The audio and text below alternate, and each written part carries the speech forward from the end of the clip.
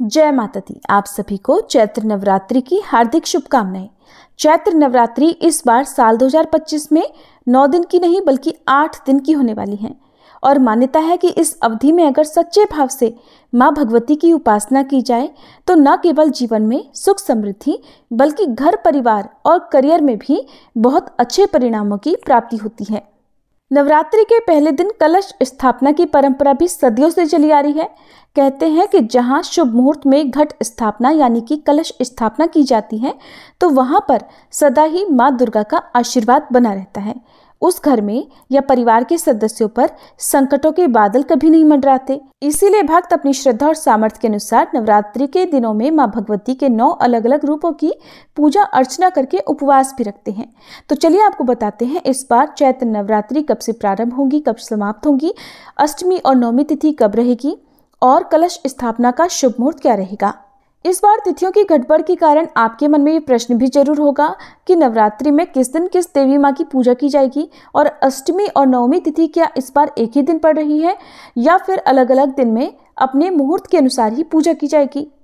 साल 2025 में चैत्र नवरात्रि प्रारंभ होंगी 30 मार्च दिन रविवार से और चैत्र नवरात्रि व्रत समाप्त होंगे 6 अप्रैल दिन रविवार को, यानी कि रविवार के दिन से ही व्रत प्रारंभ होंगे। और जब भी रविवार के दिन से व्रत प्रारंभ होते हैं तो ऐसे में माँ दुर्गा की सवारी हाथी माना जाता है। दिनों के आधार पर माता की सवारी निर्धारित होती है और हाथी पर आगमन बहुत ही शुभ संकेत देता है।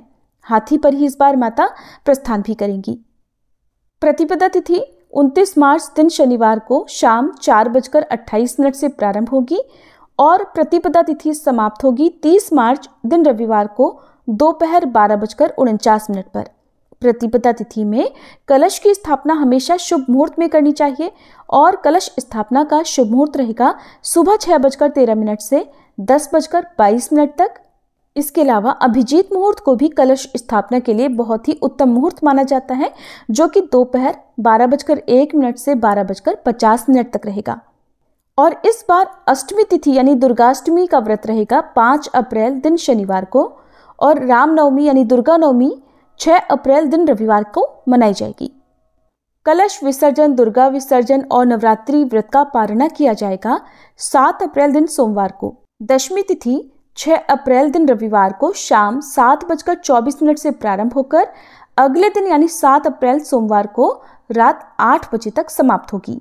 वैसे तो दशमी तिथि में ही कलश विसर्जन और नवरात्रि व्रत का पारणा करना चाहिए, लेकिन बहुत से भक्त अष्टमी तिथि के दिन जिनके घर में कन्या पूजन होता हो वो कन्या पूजन करने के बाद अन्न ग्रहण कर लेते हैं। तो कुछ लोग नवमी तिथि के दिन कन्या पूजन करके अन्न ग्रहण कर लेते हैं और फिर नवमी तिथि को ही शाम के समय सूर्यास्त से पहले पहले कलश विसर्जन भी कर लेते हैं। ऐसे में अगर हो सके तो आपको दशमी तिथि के दिन ही माता की चौकी हटानी चाहिए। कलश का विसर्जन भी दशमी तिथि को ही करना चाहिए। अगर बात करें इस बार नवरात्रि में किस दिन किस देवी माँ की पूजा की जाएगी तो इस बार जैसा कि आप जानते ही हैं 30 मार्च से नवरात्रि प्रारंभ होंगी, तो इस दिन तो घट स्थापना और माँ शैलपुत्री की पूजा की जाएगी। इसके बाद अगले दिन 2 तिथि एक साथ पड़ रही हैं, तो 2 तिथि में यानी माँ ब्रह्मचारिणी और माँ चंद्रघंटा की पूजा एक साथ की जाएगी, एक ही दिन की जाएगी। और इसके ठीक अगले दिन से क्रमशः माँ कूष्मांडा, माँ स्कंद माता, माँ कात्यायनी, माँ कालरात्रि, माँ महागौरी और माँ सिद्धिदात्री की पूजा की जाएगी। अगर आप नवरात्रि के व्रत रखते हैं तो इस बात का आपको विशेष ध्यान देना है कि नवरात्रि में केवल और केवल दूसरे दिन 2 देवियों की पूजा एक साथ की जाएगी। बाकी आपको लगातार जिस क्रम से पूजा करनी होती है उसी क्रम से करनी होगी। अष्टमी तिथि 4 अप्रैल शुक्रवार की रात 8:13 से प्रारंभ होगी और जिसकी समाप्ति अगले दिन यानी 5 अप्रैल शनिवार को शाम 7:26 पर होगी।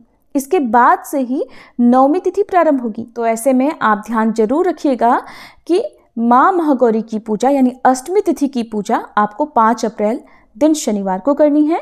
नवमी तिथि 5 अप्रैल शनिवार को शाम 7:27 से प्रारंभ होगी और अगले दिन यानी 6 अप्रैल रविवार को शाम 7:23 पर समाप्त होगी। तो ऐसे में उदया तिथि के अनुसार जो नवमी तिथि प्राप्त होगी वो होगी 6 अप्रैल दिन रविवार को और इसी दिन माँ सिद्धिदात्री की पूजा की जाएगी और नवमी का व्रत भी इसी दिन रखा जाएगा। अगर ये जानकारी आपको अच्छी लगी हो तो वीडियो को लाइक करके कमेंट बॉक्स में जय माता दी भी जरूर लिखिएगा।